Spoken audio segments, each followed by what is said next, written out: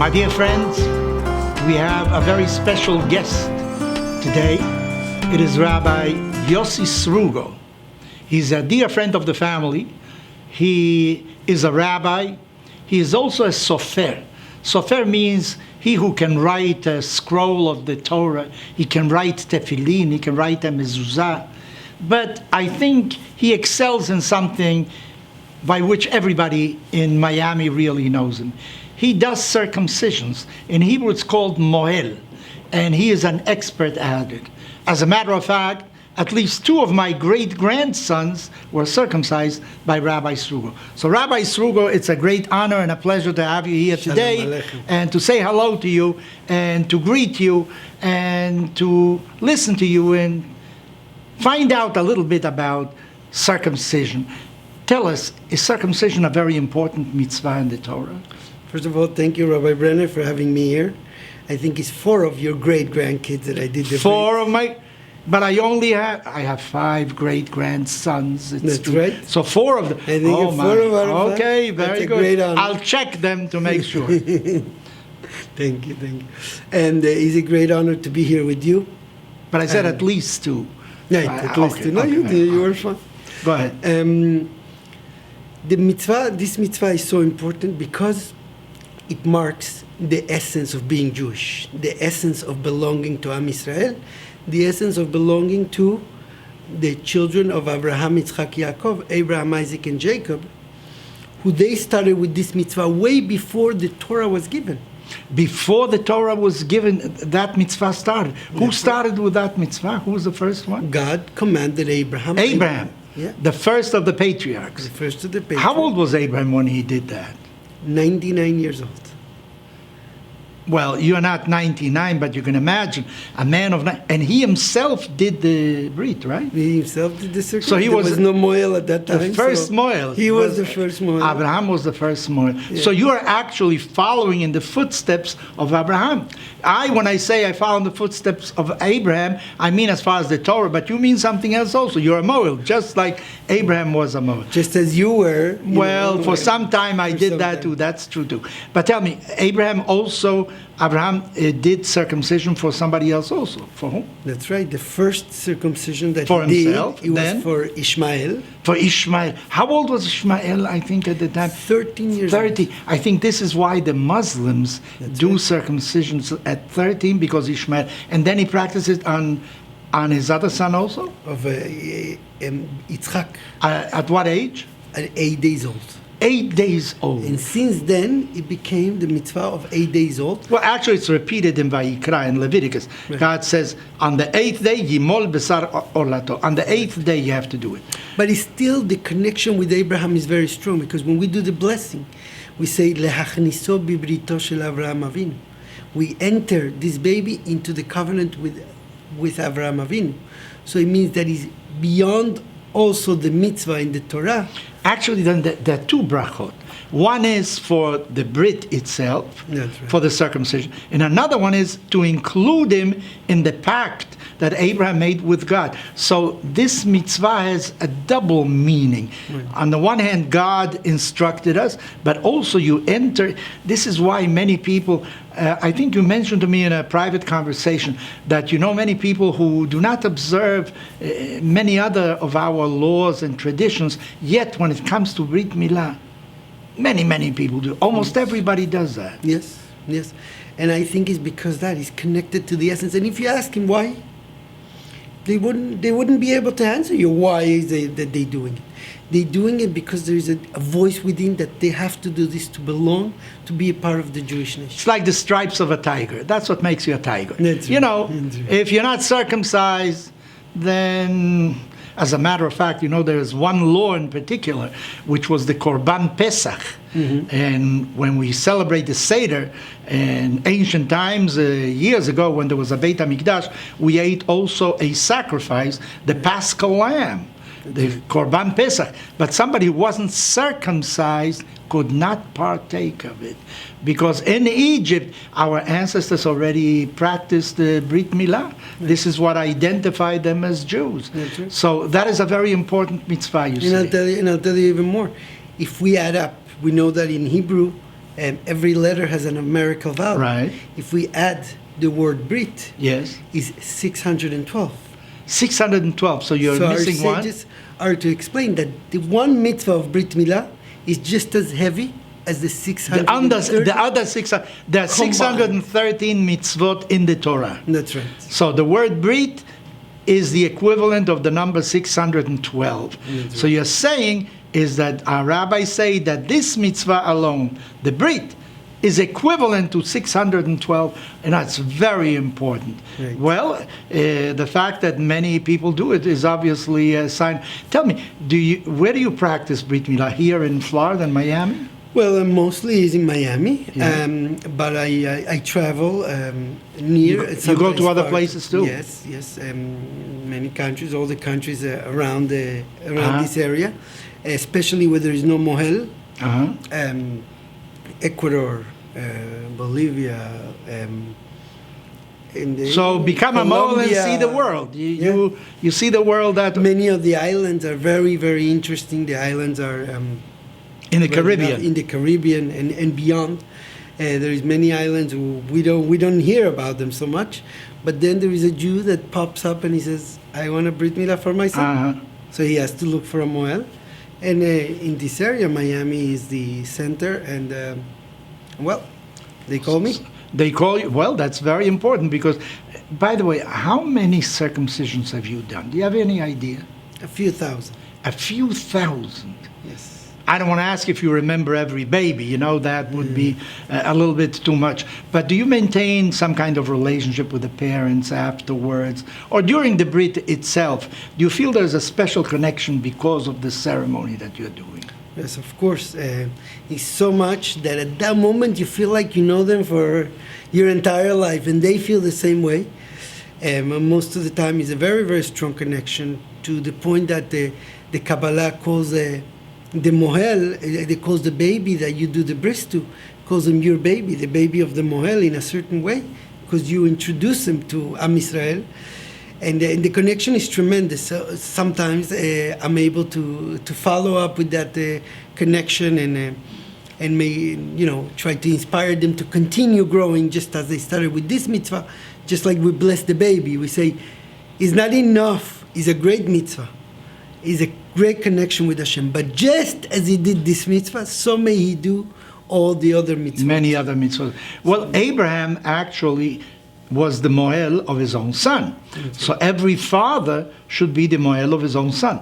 But he delegates you because he doesn't know how to do it. So in a sense, while you do the bris, you're like a father of that baby. So in a sense, does your wife know that you have so many babies, so many children? I think she's very proud of And it. she's proud of that. Yes. Well, it's an easy way of having children. And yet, is there any experience in particular that comes to your mind after so many experiences that you had? Is there something that was unusual in one of your experiences, at least? Well, I'll tell you, we were talking about the fact that the parents want to do bris and they don't know why. So I'll tell you what, this I call it my Star Wars bris. Okay. Star Wars bris. And there was this lady who called me with a strong Israeli accent, and he said, "I want you to do the circumcision for my son, but I don't want any blessings."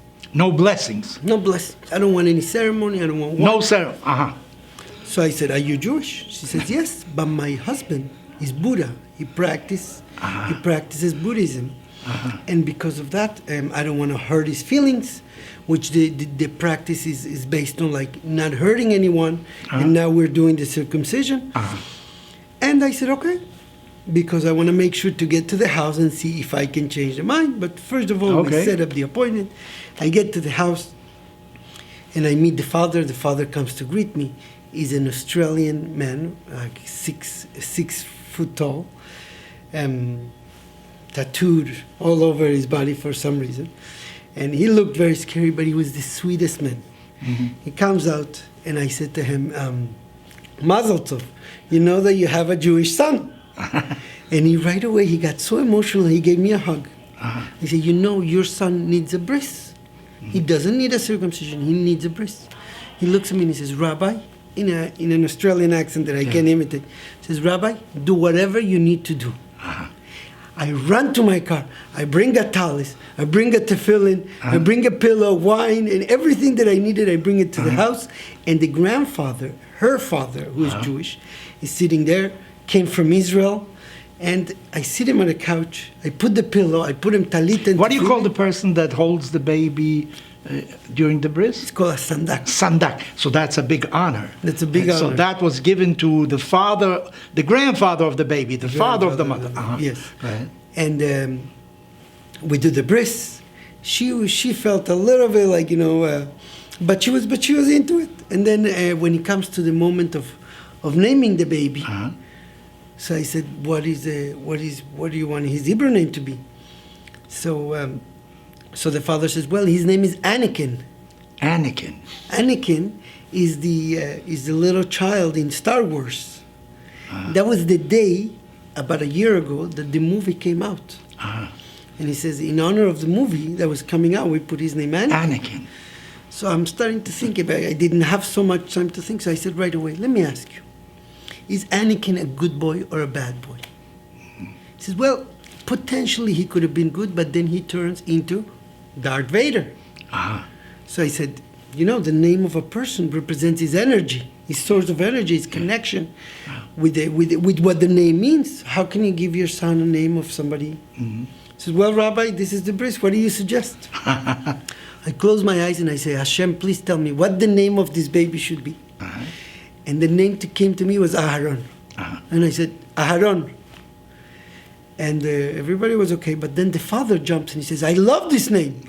Father who is not Jewish. Right, who is He a said, Buddhist. "Why?" Yeah. So he said, why? He's like, that is my father's name. That was his father's name. Yes, his father's Isn't name. that something? So the name is really connected way beyond what we know of that name and what it means, that name. That name is connected to our essence. And Very good choice, Rabbi, because Aaron was a man of peace, and this little boy became Vader, which is the opposite of that, Star Wars. And he shows me his house, and his house was like a museum of Star Wars. Of Star Wars. He has like the full costumes and the little robot, the whole thing he had there. They were Star Wars freaks. Star Wars free. It's amazing, how many different circumstances and happenings can take place in such a vocation as you have. Do you feel spiritually elevated when you do a bris? Very, very. Is a moment. Is it the same? By the way, I think you told me in a private conversation that a physician can also do it. Anybody can do it. But a mohel is something else. Somebody who knows what he's doing. Do you have to have kavanah? Do you have to have intention?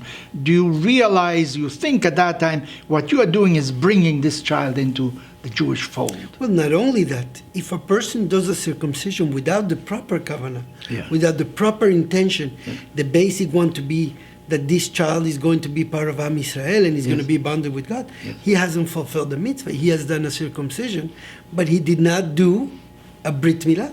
Well, you can't do a circumcision on a circumcision. He is circumcised. He's circumcised. But you have to do something else. What do you have to do if somebody comes already circumcised by a physician? Like many times they used to do in hospitals. I remember in New York City many years ago when I lived there, at 3 days, 4 days, a physician would do the circumcision in the hospital sometimes, without any bracha, sometimes not even a Jewish physician, of course. So what do you do then if somebody's already circumcised? You want to do a brit. What do you do? If somebody's already circumcised, we do something, it's called hatafat. Hatafat dam. What does that mean? Which means we take a tiny drop of blood, and we suction it with the gauze. We put the gauze over there, and then once we see the drop of blood, we show it to two witnesses who see that this drawing of blood is what turns the circumcision that they did in the past into a Brit Milah. Into a Brit Milah. But it's a very powerful moment, in general, not only for the Mohel, but also for the family. It's a very important moment in their life, and a moment that I try to get them to utilize it, not only to do this mitzvah, but to grow and to do other mitzvot. At the Brit is when you give a name. You mentioned that before. So, and the name you say also reflects the personality of the individual. Yeah, his so soul. His soul. Connection with his soul. A connection with his soul. The so Talmud that's very says that important. when a person is fainting, he feels fainting, we call his Hebrew name in his ear because that awakened his neshama. That awakens that is through his his Hebrew name. That's right. And when we say Amisheberach, when we bless somebody who is not well, we also say his name in Hebrew because that will awaken, that will strengthen his soul, his source of life. His energy somehow will move in the right direction. Right. So the moment of the Brit Milah is a moment that is incredible spiritual high. You know, to the point that the sages say that the gates of heaven are open, and all the prayers that they do at that time, they become one of the main prayers that we do is people who cannot have children, who we give them an honor to carry the baby. In Yiddish, they're called kvater. Kvater. Kvater is the couple who brings the baby. Like godfathers. Kind of like second godfathers to the Sandak. And I've had many that came and they told me, remember last year you gave us the honor to carry the baby, and now they had a baby. Do they call you to be the Mohel? Well, if it's a boy. If he's a boy, yes. Yes. Well, I always thought, and I think we also spoke about that before, that the Brit somehow teaches the family. The baby will learn later on what happened to him when he was 8 days old, that in this world you have to give something of yourself, you know. This is a piece of skin that makes no difference to the individual. He functions physiologically in any same as before, but it shows you that you have to give something in this world, you know. You have to give something to somebody else. You have to give to God. You have to give to men. And not always being in the receiving end of things, but try to give somebody. It's a very good lesson for the entire family. So you feel realized as a Mohel with thousands of Brit Milah that you did already. Everyone is unique. And I think that beyond the message of giving is the message of not only giving, but being a partner with God in the creation of the world when we perfect the things that He created, imperfect yet. It would be incomplete. Well, this is what the Talmud says. That a Roman lady, I think, asked one of the rabbis, if God wanted us to be circumcised, why aren't we born circumcised? So, in effect, he answered that this way we become partners with God by completing what God did in this world. Right. Well, Rabbi, I want to wish you that you should do many more Brit Milah, that you do many more Britot, and God should always be at your side. The angel Raphael, who cures everything, should be present there also. And the angel Eliyahu, who was very zealous for circumcisions. We have a special seat for Eliyahu? That's right. We have a special. We prepare a special. Sometimes we have the special chair, and we also, if not, we designate. It's called the Kisei Eliyahu Hanavi. I want to wish you Hatzlacha Rabba, many more years of good work, and God should be with you at all times. Amen. Thank you so much for having me.